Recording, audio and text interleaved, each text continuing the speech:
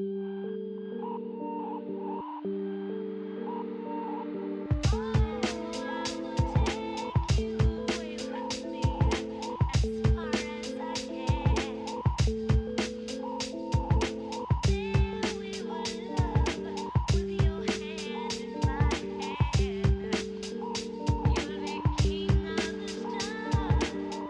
everyone. I hope you are enjoying Julian's music that we are using as intros and outros.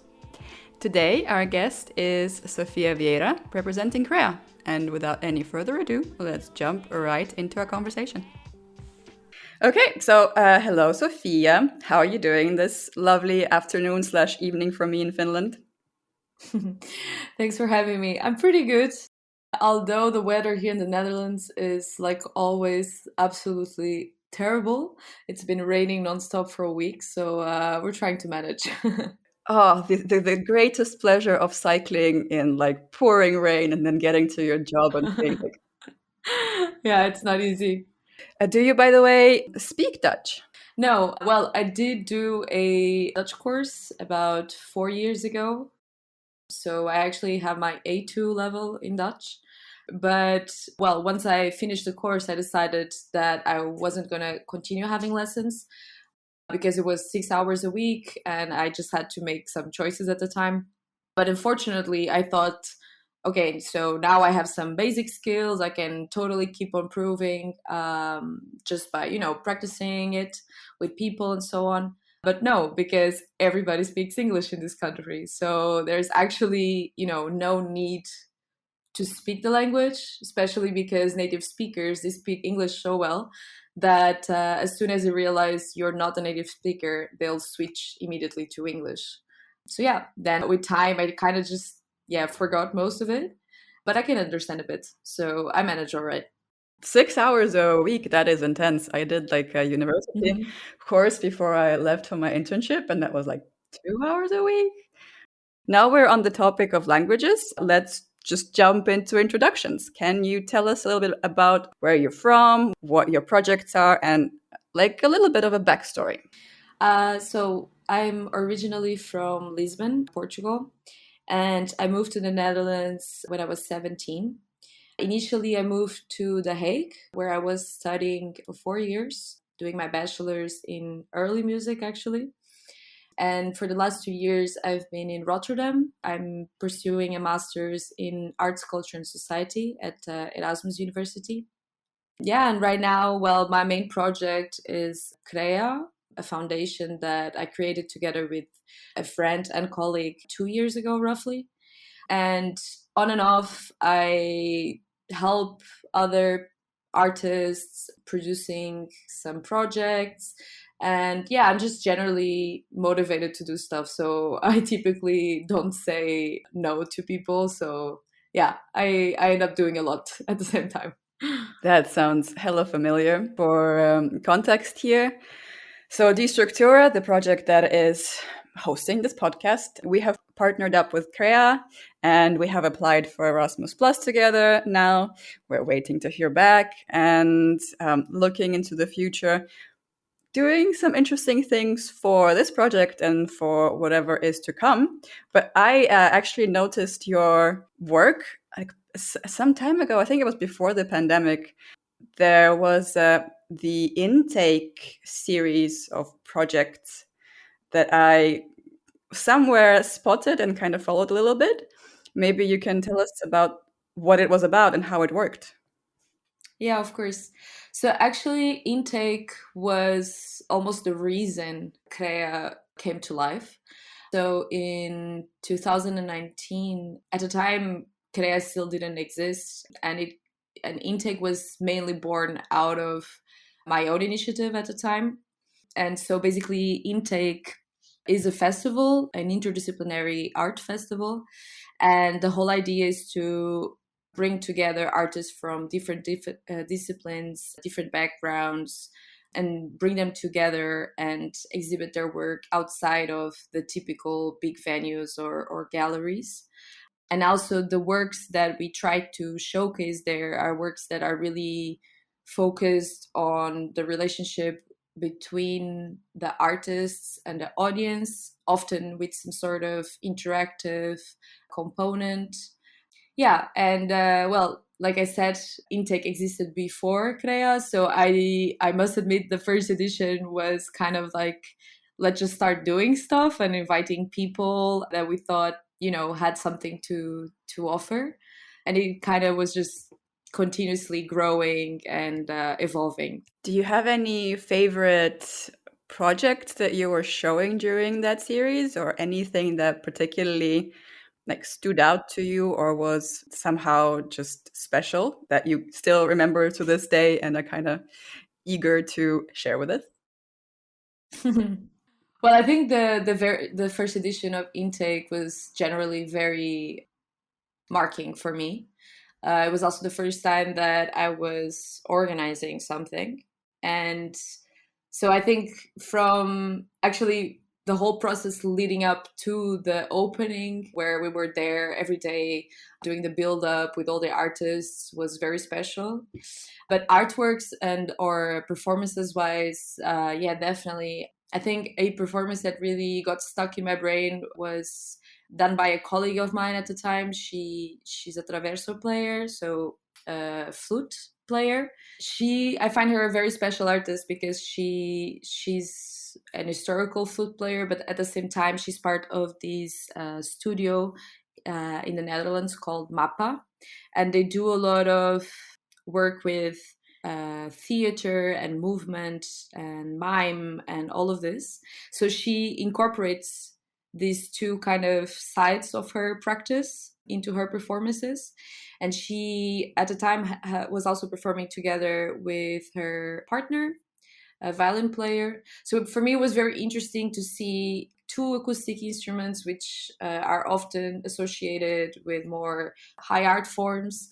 And then she was doing this really beautiful movement piece as well, together with that, in a place where there wasn't even a stage. So there were no boundaries almost between her and her audience. Yeah, for me, that was very special. And I think lastly, the closing of the festival, we actually had a spontaneous jam session between the artists and the audience. We had some percussion instruments lying around, and people just naturally grabbed them and started jamming together for, I don't know, 2 hours or so.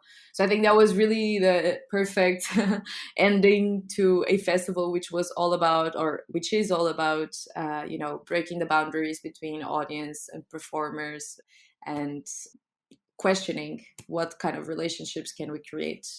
That does sound really cool. I'm thinking of this one exhibition that also had performances in its program and had a lot of this kind of communication with audience parts, but it very often felt like it is still this artificial, look at me, I'm high art, you're just the audience. And there's this kind of actual conversation. And I don't mean verbal, but some form of conversation, be it through music or through what you're watching and reacting to, that felt like very much missing. And there was the whole performance bit of that exhibition was actually quite a big deal. And some things were super cool. There was this workshop done on the topic of textile, like natural ways of dealing with all sorts of textile, how you dye it, how you grow it, what can happen in different situations, and how you can make patterns out of flowers and so on. And that was like a recurring workshop with the artist and the same group of people. And that I found had this element of we are breaking the barrier and it's really interacting with the audience. But often there is this kind of artificial element to it that makes it really hard to actually feel like you are part of it. But what you're describing with jamming like instruments out there and people are participating, that sounds like something really cool. Yeah, I think I can definitely relate to what you were just saying. And I think, I mean, I'm still trying to figure out why exactly some formats work and others don't. But I think a big part is it's not just the content, it's not just the programming itself, it's also or programming in the sense of what artworks or performances you decide to put on a lineup. It's also I feel this whole environment around it that needs to be conducive in order for this kind of like really interaction to happen. And things like workshops or talks, informal talks with artists, or I don't know, discussion panels, even the way, the whole environment is set up. I feel all of that kind of can facilitate or not that interaction. And it ends up being equally as important as what artists you do end up putting in the lineup. Yeah, I agree. It's a lot about the human element. I think also a lot about intention. The way you were describing this being like the project out of which Krea then grew, and it being like a very important and close to the heart almost project. I think that also makes it more personal for any other interaction that's going to happen between the artist and the people who are going to attend. I think that also plays quite a role in it. Um, but so intake was the first thing, and now it's been a whole pandemic later. what what are your coming up plans, or maybe hopes for the future, and projects you would like to pursue? Yeah, so that intake was nearly 2 years ago, and since then I feel that Krea has matured, and we have a better understanding about who we are and what kind of projects we want to do. So we continued with intake. We tried organizing a second edition actually 3 times, and unfortunately we just had to cancel it for the third time in a row because of the regulations. So that was really unfortunate, but we have been keeping ourselves busy with other projects. So in the middle of the chaos of the pandemic, after the second time we postponed intake, we decided that we needed to change our approach, and we organized a series, well, several online series, each kind of addressing different things to keep on doing stuff and putting stuff out there. So right now we have 4 online series. We have volumetric interviews, which is a collaboration with RGB the Dog, a community-based design studio. And that's a project that we are really happy about, and it's a great collaboration. Soyun Park, she has an amazing team working with her, and the project is really delving into the beneficial applications of technology. So she's interviewing creatives all across the Netherlands who are using technology in very innovative and really trying to bring people together. And of course, she's really experimenting a lot with technology as well. So she's using volumetric filmmaking techniques, and each episode is really this kind of fun dive into the boundaries of these filmmaking techniques. Then we have Altspace, which is interactive online performance series. We actually just had the first episode, and basically we created together with a developer an interface where basically you can be at home and interact in real time with the performances. So, and also you will in a way be interacting with all the other users, because it's kind of all of the data from everybody combined is what then shapes the performance. And then we have 2 other online series more oriented towards discussion and sharing of knowledge. We have a workshop series from artists to artists mainly, but of course also to any other people who might be interested. And then we have No Resolution, which is a discussion series. We are currently undergoing some restructuring of the project. So there won't, for a while, there won't be any other new episodes coming up, but we already have two, and we're very happy with the discussions that we had. So that's also, yeah, that was also a very nice project so far. Yeah, and we are not sure about what the future will hold for intake, because these three cancellations in a row were quite heavy for us. I feel that right now it's the time to kind of reflect on what kind of presentation formats make sense in this kind of very unstable environment that we're living in right now. That's a lot of things going on. That's full Yes. program. I can again relate. I have the Structura happening. I'm working for a startup. I'm doing an exhibition that I'm preparing for. I'm also have a couple of projects on the side. So it sounds like a lot of things going on, and you're also going to uni and working on your degree. Yeah. Mm-hmm. Yeah, It's it's a busy schedule. yeah, for sure. I won't lie. The last couple of months were really intense, but I mean, I'm very happy doing this. So where there is love, there is, yeah, strength to continue, I guess. And I think this is a very interesting thing to dive into a bit more because I'm not sure what your experience is with artists and culture managers. I bet it's something close to what I'm going to describe, but Mm-hmm. a lot of the time people feel like I am just going to focus on this thing I'm doing. I'm gonna paint or make music, and um, everything else will happen. So I'm just going to completely spend my time doing this, possibly apply a couple of places, and then be selected a couple of places, and this is going to be what I will be doing. That's that. And then people are very frustrated that their careers are not taking off as quickly as they would like. And I think there's like a very interesting conversation around that because on the one hand, it makes sense as an artist, you really want to go for what it is that you're interested in. You want to dive into your topic, you want to completely dedicate yourself to something that you're very interested in, and you have ideas for new work. And on the other hand, the reality is that if you are passive and if you just wait for things to come your way or to work out somehow naturally because you're just working and showing a little bit, it is not very, unfortunately, effective nowadays in the art world, especially if you want to do museums and so on.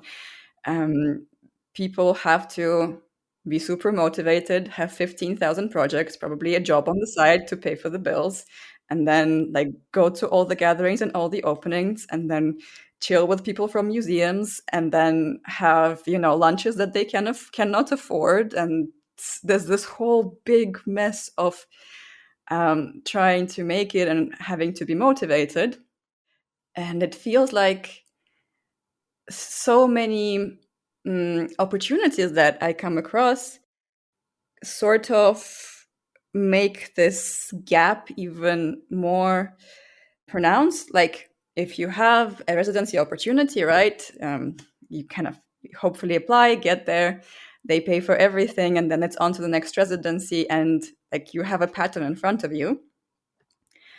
Whereas it's not always going to be there. You're still going to have to invent something if you want to continue doing something new.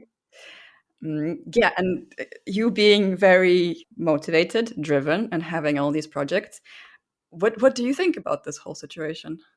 Yeah, 100%. Yeah, it's funny. We are talking about this because literally 2 days ago, I went to visit a church. Well, it's now a workshop space for an artist collective, and we went to visit that space because we're planning to organize there something. And yeah, I met the artists, and we were having a beer afterwards, and just getting to know each other, talking a bit. And immediately one of the topics that came to discussion was exactly this.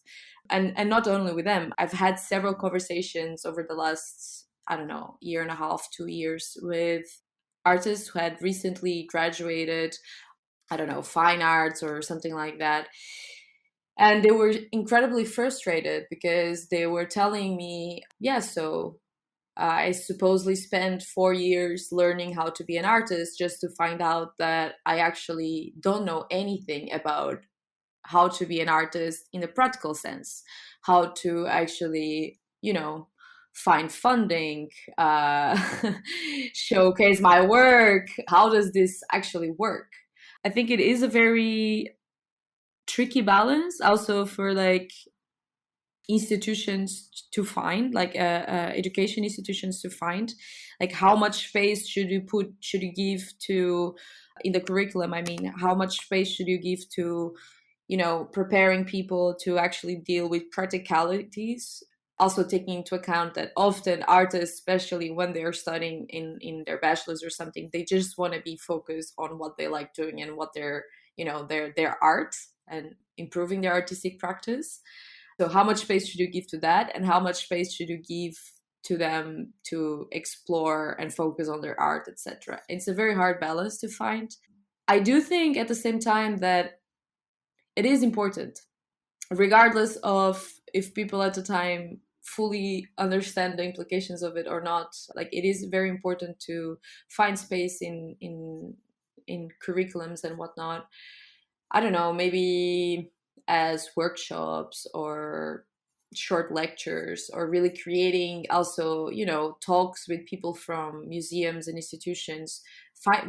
We need to build bridges, I think, and really kind of make sure that knowledge about how to access funding, how to organize an exhibition, how to present yourself, all these things should be made available for students. I think it's complete. Yeah, it's crazy to think that you can just like spend 4 years or 3 years or whatnot just painting or just practicing your instrument, and then you're supposed to find a job. Like, that doesn't work like that. And yeah, again, also what you mentioned about, I feel like the art world is particularly difficult to survive in, also because of this element of networking that you mentioned. You need to network. It has been also documented in several studies about the art sector that it's a huge component of how people actually find work. It's who you know, and so it's very hard to kind of surpass that. Yeah. Yeah, and it's well, okay, let's start with the practical point, because I have a lot of thoughts here. But you were talking about where to get funding, and also like a plug for Structura here. This is exactly why we started doing this, because especially with me coming from different backgrounds and being like, I want to be an artist, so I have a degree now, so now what? And then me also being motivated, I started trying all sorts of different things, applying, getting rejected, not understanding why, no feedback, going there, trying to deal with certain people, network with them, but then ending up not quite being not quite liking having to do this the way that it felt like it was necessary. It feels like often you have to be not yourself in order to have these mm, stereotypes of people sort of be like, oh, we're interested in your work, let's show some. And it just goes against my grain. I cannot just go there and pretend to be something. It doesn't really appeal to me at all. And I feel like there's also a big mm,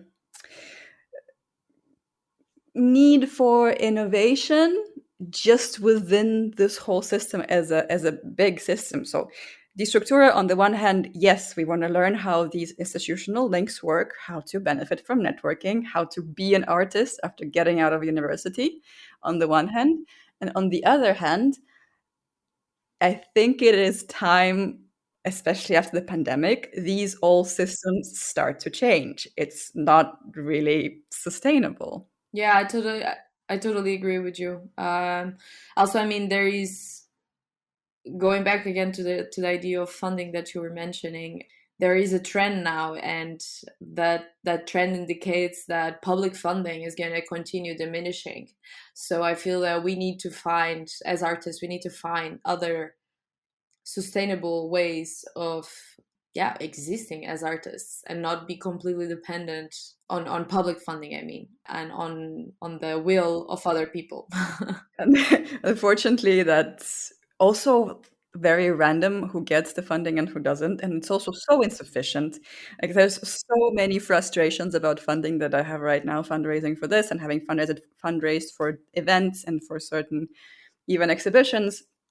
For example, why in the world is it frowned upon to have a sizable amount of the funding you get allocated to fees? It is mostly people just putting in insane hours into making a project happen. Yet for the funder, it's sort of okay to spend on catering, on venue rent, on production. But then when you say, I would actually like to pay a living wage to the main project coordinator, they're like, no, no, no, you're already paying your accountant and you're already paying for some design and you have legal. All of this put together is more than 20% of the application. We're not basically saying that we're not even going to consider it properly if the amount of money going to fees is over 20% of the total. And I find that completely insane. Yeah, for sure. I mean, to be honest, on this particular point, I feel, well, I only have experience, or I mainly have experience with funding in the Netherlands, and I feel like the Netherlands in the last, I think, if I'm not mistaken, it was in 2017, made some important steps in that direction. Now there's basically they created this tool that has some sort of like establishes how much money an artist should get for the work he or she puts in. So it kind of like varies according to if it's a new work, if it's how big it is, for how many days it will be on exhibition, all of these kind of things. And then it tries to establish, an amount, a corresponding amount to that kind of is fair. So the Netherlands, I feel it's making some important steps on that direction, and all public funds right now, if I'm not mistaken, require you to follow that tool, and most private funds are now also starting to use it. So there is a little bit more control on fees for artists since a couple of years ago. There is, okay, that is at least a bit of a security net, thinking that, okay, we can get something reasonable. On the other hand, there's also like all of the bureaucracy, all of the calculating. So what is fair? What is good? Like it, having done a few applications, it's for various reasons, like the amount of information that they want is not necessarily representative of what the project is about. And okay, that's a whole different discussion. Let's just leave my frustration out of it. But for alternative ways of funding, let me just briefly tell you about my exhibition that I did, that I have like the more or less correct one up to date that I have. It was a research thing that started in 2018, like in Italy. Then I took it to Armenia for a big youth event. And then eventually there was a series of performances and an exhibition in a gallery in Estonia. Actually, two galleries one ended up being like an open studio for a month and the other just an exhibition. And the whole thing put together, I think, cost me somewhere around more than 5,000 euros. I got 100 euros of artist fee from the gallery because it's the gallery's owned by the artist union. So it's basically a privilege to be accepted there. It's the way it's seen. And I got 500 something from the state. You can apply as an artist for an exhibition to get some funding. And the rest, I did a crowdfunding campaign through a French friend of mine because none of the crowdfunding platforms work in Estonia. Let's please change that. Then I did lots of jobs. I did lots of jobs on the side, translating, doing design commissions, doing all sorts of things that take a lot of time. And it was like 2, 3 full-time jobs trying to fundraise and fund this exhibition on the one hand, and on the other hand actually working on the exhibition. For 2 months there, I think I Except for 2 days of a complete migraine, I worked at least 8 hours absolutely every day. Crowdfunding seems to become more and more popular in the culture center. They're now even teaching it at universities as an alternative way of looking for financing. How do you feel about crowdfunding for the arts? Well, I did crowdfunding for the first edition of Intake, and it was at the time a big help and quite a big chunk of our budget. Ever since, I have stopped using it. I think for two reasons.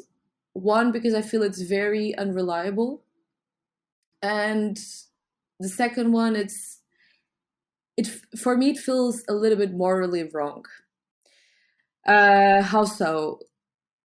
I feel it shouldn't, or it's morally wrong. It's maybe a strong way to put it. What I mean is, artists shouldn't have to rely on crowdfunding. I feel, to be able to make their projects come to life. I mean, it's different doing crowdfunding from somebody paying a ticket and entering an exhibition, I feel. And this idea of individuals having to kind of like support the living of one person, or their wage, I'm not very easy with this idea. And I feel by kind of, yeah, using crowdfunding, I've done it myself, so it's not like I'm condemning anyone, but I don't necessarily want to keep feeding this system. I feel that there should be more permanent, sustainable solutions. We should find other better solutions for this, and not just keep using this because we don't have anything better. And I feel there are better ways. I feel like, I don't know, sponsorship, depending on which country you're at, because not all countries have the same kind of historical, development when it comes to patronage and these kind of things. But I think sponsorships could be a better solution than crowdfunding. Although they're similar, I feel that they're not exactly the same. And yeah, again, depending on the country, I feel like public and private funding, there's a lot of at the same time, there's still a lot of opportunities there. And finally, I feel like sometimes when artists are organizing like a budget for a project, they tend to put very low numbers on the budget for themselves. And at least from experience, what I have come to understand is that actually, when when a jury looks at your proposal and they see a very low number for the artists, they don't really take you seriously. And the projects that I've had, more for at least like in the last year or so, I would say, the projects which were more successful when it comes to funding were those that we really went for it, and we were like, this is what we deserve, this is what we're going to put on the budget. So I think learning how to also like value, or not being afraid to really ask for the numbers, for the right numbers, is also plays a big part on how then people perceive you. And yeah. Yeah, again a big conundrum. Obviously, you would like to ask for proper living money on the one hand, and I'm sure some funding institutions do see it as a prerequisite to have adequate numbers there. And on the other hand, there's a situation I described before where you just literally not gonna be even considered if it's above a threshold that they see fit. But on the topic of like alternative funding and crowdfunding and public funding, what I've been thinking recently is, with Corona passes, not everybody has access to culture now. So if you think about it, people who do pay tax that goes towards supporting theaters, galleries, art centers, at least to an extent, or depending obviously if it's a private one or a state one, but a huge portion of them do benefit from state funding. We're actually cutting people off from having access to those things that they have paid for because they don't have Corona pass. And I think this is also being somewhat exploited by the rightist sector of our political actors, and everything related to that, saying that here, first of all, you make this really funny contemporary art that we don't understand and don't see value in. And secondly, you're also taking our taxpayer money and you're not even letting us benefit from it because you have these corona passes. So like this, there's a lot of tricks and a lot of complications around public funding that I fear just are never going to make it sustainable for artists to hope for. But sponsorships are an interesting one. This is also something I'm very eager to explore more, and we're trying to do it right now. Because I did European Youth Parliament events, and we were getting sponsorships from like startups, consulting companies, and like the European Youth Parliament has lots of partnerships with the private sector. And for the arts, I kind of am seeing way less of it on a certain level. Like if you go super high up, sure, Samsung is teaming up with big artists. But if you go like on like a couple of levels lower, I don't think people are even considering it as something they could look into for an exhibition. Like say somebody's doing something on global warming related, climate change, something natural. And they wouldn't really think of approaching renewable energy companies, for example, to say, here's my exhibition. Maybe we could team up. We could invite you as a speaker or something. So like there's a huge lack of perception of possibility there. Do you think we can somehow combat that and somehow try and make it work better? I think, well, when it comes to sponsorship, like I said before, it also really depends on where you're living at or where you want to organize something. For example, in the United States, 99% of their funding is private. That includes a lot of sponsorships in there, of course. So I feel there people are a little bit more kind of programmed just because historically that's how the country, the funding system of the country has developed when it comes to arts and culture. People are a little bit more programmed to search for that. I think here in Europe, we have always relied much more on public funding. So people are just not even kind of like aware of that. But I do think that there are possibilities there. Of course, it's not like we have, a lot of multimillionaires lying around or a lot of like super rich companies lying around, but I Oh yeah, do think we do, but they don't want to have anything to do yeah, with us. yeah. I think it takes, I think the system also needs to kind of, stimulate, kind of push these people that do have the money to want to support us. So I don't know, tax benefits or something like that could potentially work. But I think also we should teach the artists or not teach, but kind of open their eyes to the possibility that we can maybe knock on some doors. And not all models of partnership need to necessarily like involve money, or sponsorships, or need to necessarily involve money. Like there's sometimes are other benefits that can come from it that can really make a difference for a project. Yeah, I also think that there's a lot of opportunities to be explored, like for our partnerships in the. This is again not art related, but like event organizing related. Funny example for one event I organized. I really wanted this fancy hummus that they make in Estonia. It's like beetroot something something, and then you have sun-dried tomatoes something something, and I was like, it's expensive, we're never gonna have the money to have this kind of thing. But what if we approach them as a sponsor, like with this fancy, not fancy, but like this youthful, cool, interesting, socially engaged event? Maybe there is something there. And we got some hummus and it was delicious. Oh, I'm very happy for you. That's great.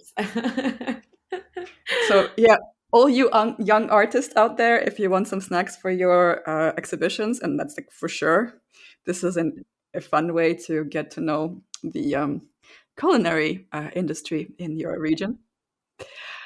But talking about the system as well, because we were talking about some systematic issues when it comes to funding. Because funding is the big elephant in every art room. But what would be another thing that you think needs systematic change in Europe, mainly because that's where we're based right now? I think for me, yeah, education, art education for me. Oh, Yeah, I'm not a performer anymore. I studied music ever since I studied music ever since I was 5. And when I came to the Netherlands, I came to pursue a bachelor in early music at the Royal Conservatoire. And well, early music, for those who don't know, it's a very niche kind of like department of the classical music world. And basically what it is, it's a historically formed performance of music composed until the 19th century. It's like a mouthful, but yeah, I think that's the best way to kind of describe what we do. Anyhow, like initially I was very attracted, so I made a switch, right, from the classical music world to the early music world. And for a very long time, I didn't really know what attracted me to the early music movement specifically. And years later, now I've come to understand that one of the big things that really got me into it was actually how much freedom and how much against kind of like the big canon that is taught in the classical department, the big canon of art that is taught in the classical department. They really like they go against that. They're very much about asking questions and questioning everything, and they're very much about egalitarian modes of disseminating knowledge. And I think for me, this is one of the biggest problems when it comes to arts education, is that it's incredibly hierarchized. And there is this very old kind of structure put in place that just doesn't fit the modes of art production that we have right now. I mean, this is a big thing, but like, for example, we live in a highly connected society, right? Everybody's kind of like specialized in one little thing, and that's how production happens. Certain people take care of one thing, another person takes care of that, and all together as a team, between brackets, we create something. And I feel like in the arts world, there's still very much this idea of the artist as like the individual, this kind of like romantic notion of the isolated artist somewhere hidden in the middle of the mountains, kind of producing and just doing his own thing. And I feel this is a big problem because I feel it doesn't reflect the world that we live in right now. We need to kind of reach out and be able to work as a team. And I feel they don't teach you that in schools. And I think again, this is then relates to this problem of how to, yeah, survive as an artist after you graduate. Because if you're just like isolated and doing your own thing and you don't share your struggles, you don't share your successes as well, then we don't really move forward. Like I feel like if we would share more, we could all rise up more as a group of people. So yeah, I think arts education is still not, and of course when we started talking in the beginning of this conversation about the curriculums, it's there, I feel that they don't really reflect the reality right now. totally agree. And I think it is a very common frustration. A lot of young professionals in the culture and arts field that I talk to have this sort of criticism towards the education system. Be it like you're not really looking to what reality is right now. The arts are kind of lagging behind in many places. Obviously, you can't speak for every education institution. Lots of European institutions, especially top ranking ones, have mentorship programs, for example. You leave uni, and then for the following 2 years, you have a uni appointed mentor that helps you understand the whole thing. But this is an exception rather than the rule. But I think there's this one element to what you were saying that doesn't only apply to education, and I still very much agree with, and I think is important to start changing. It's talking about what is not working instead of hushing it up or just doing it in kitchens and cafes. A lot of these things that we are expressing to our artist friends or to our culture manager, curator friends, people are not really willing to openly reproach to the industry because everybody is like, I better stay on good terms. And if I say something critical, it's not really gonna fly and it's going to be probably a nuisance for my future career, yet it's prevalent. Everyone's talking about it. I think we need to get more used to the fact that it's important to bring it up as a systemic issue and say, hey, this is what I think. What I think is important and I count, and let's do something about it. It's not easy. It's a whole education cycle on its own. One example that I can think of, somebody telling me that they worked in this institution and they, after the end of their sort of stay there or their work there, they came to their bosses with, here, I think you're a brilliant institution. I think you're doing a great thing. However, some things are kind of a little bit too set in their ways, somewhat old fashioned. And here are my suggestions to what could be done better to reach full potential. I think these things would be great for improving your work, or like our work, since you're then on the team still. And the response was something like, I would take you seriously if you weren't that junior. Yeah. I feel like the people who actually have power in this kind of situations, like the individuals who actually have power in this kind of situations, are the individuals who are working with bigger institutions already. And those, although I mean change needs to come from everywhere and all places, and pressure, everybody needs to exert pressure in order for this kind of things to change. I feel those are really like key places where change can